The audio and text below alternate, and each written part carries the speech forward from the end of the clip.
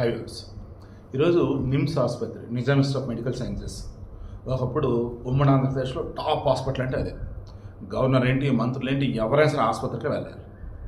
But ఇప్పుడు వచ్చేసి పేద ప్రజలకి, మధ్యతరగతి ప్రజలకు అన్నట్టుగా అయిపోయింది.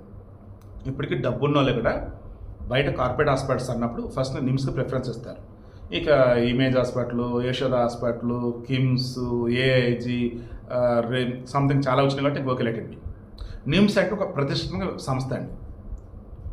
అటువంటి చోట అవుట్ పేషెంట్ ఏరియాలో లేడీస్ వాష్రూమ్స్ ఉన్నటువంటి దగ్గర 2 రోజులుగా వాటర్ బ్లాక్ అవుతుంది. వాటర్ బాటిల్ డ్రైనేజీలో నుంచి ఏదో తేడా అవుతుంది. ప్లంబర్ అని పిలిపించారు. చూస్తే ఇక్కడ బాడీ లాంటిది ఉంది. ఏంటి తీశాడు, మగబిడ్డ చనిపోయి ఉన్నాడు. ఇంకా అక్కడ ఉండే చనిపోయాక ఉంటాడులే, కానీ చనిపోయిన పడేయచ్చు, లేదంటే బతికిన పడేస్తే చనిపోయి ఉంటారు. పూర్తిగా నెలలు నిండుకుంటే పుట్టిన బిడ్డను ఒక వార్త వచ్చింది. పూర్తి నెలలు నిండింది, అక్కడ ప్రసవం అయ్యి ఆడ పడేశారండి కొంతమంది. లేదు వాళ్ళతో బిడ్డ నుంచి అక్కడ పడేసి వెళ్ళిపోయారు కొంతమంది. విచారణ చేస్తున్నారు. పోస్ట్ మార్టం వచ్చి 20 నిమిషాలు మాట్లాడు. ఇప్పుడు నేను మాట్లాడేది ఏంటంటే, మరలా చెప్తున్నా, గతం కూడా ఇదే చెప్పారు. దండం పెడతారు, ఆడవారైనా మగవారైనా కామంతో కటకటలాడుతూ కామకీలులో ఆనందాన్ని పొందుతూ బిడ్డలు వద్దని అనుకుంటే, ఇది పెళ్ళికి ముందు ఒకవేళ ప్రెగ్నెన్సీ వస్తే ఇబ్బంది అవుతుందని అనుకుంటే కండోమ్ వాడండి.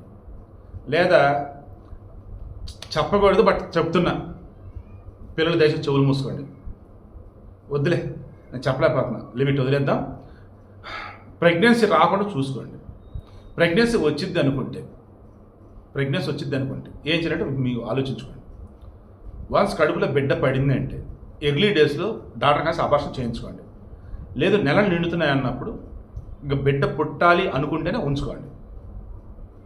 అక్కడ అసలు అనుకోకుండా బిడ్డ పుట్టిందా అంటే ఆపరేషన్ అయిందా, లేదు అన్నప్పుడు అప్పటికప్పుడు డెలివరీ అయితే ఆ రకంగానా వాష్రూమ్కి వెళ్ళి, లేదు అన్నప్పుడు వచ్చేసి ఆల్రెడీ బిడ్డ పుడితే తీసుకొచ్చి ఆ రకంగా వేసారా అంటే ఒక రకంగా అంటే వెస్ట్రన్ కమోడ్ వేసి ఫ్లష్ కొట్టేయటమే, లేదా నార్మల్ కమోడ్లో వేసేసి పెట్టండి, లెటర్న్ కమోడ్లో వేసేసారు ఒక రకంగా. ఎంత ఘోరం అండి అసలు. వీడియో మీకు అర్థమవుతుందా?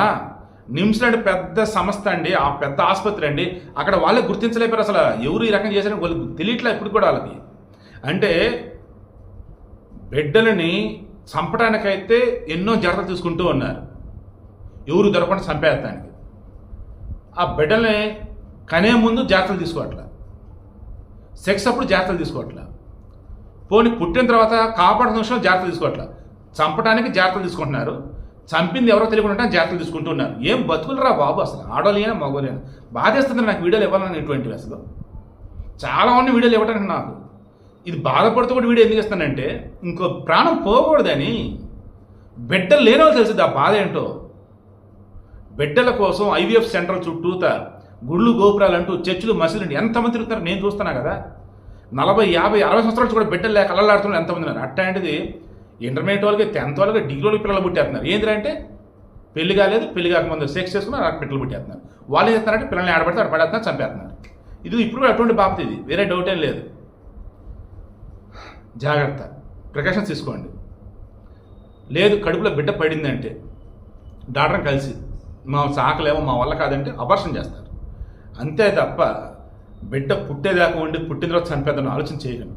పాపం అది. ఈవెన్ అబార్షన్ కూడా పాపమే, బట్ పుట్టిన తర్వాత చంపడం చూసారా, దాంతో పూసుకుని అది కొంచెం బెటరే. ఇవేం వద్దురా బాబు, ముందుగానే ప్రికాషన్స్ తీసుకుంటామంటే తీసుకోండి.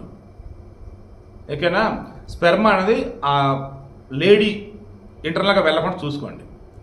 అండ్ కండోమ్ యూజ్ చేయండి. ఇవేం వద్దురా బాబు, 11 అంటే సూపర్ రా బాబు, మీ అంత గొప్పలు ఎవరు ఉన్నాయి, ఆడలేనా మగవాళ్ళైనా.